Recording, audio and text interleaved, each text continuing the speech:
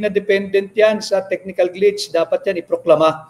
At unfair na hindi iproklama dahil daw may kaso. Kung may kaso yan, kahapon ko pa ito diniskurso, Maharlika, dito kay George Garcia, kung may kaso yan, bakit pinaupo noong 2019? At yung sinasabing kaso ng Duterte Youth stemmed from a complaint by a left-leaning party list also way back 2019. 2019, nakaupo na ang Duterte Youth eh.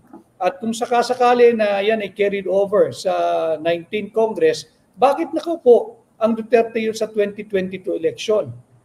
At bakit mo pinahintulutan na sila ay mag-qualify as a party list group ngayong 2025? Ngayong nanalo ng 3 upuan, sasabihin mo suspendido ang proklamasyon at meron ka pang propaganda na hindi ibig sabihin sila ay hindi nanalo, kundi hindi lang sila ipoproklama. Ganon din yun. You have just frustrated the will of the Filipino people. 2.3 million votes. Huwag mo na kaming budulin. Parte ito ng makinarya ng pambubudol. Sinabi niya, hindi raw sinasabing hindi nagtagumpay ang Duterte Youth. Talaga nagtagumpay yan. Malinis yung panalo niyan. Walang ayuda yan eh. Walang akap yan, walang AIX yan, walang vote buying yan eh. Bakit hindi mo iproklama?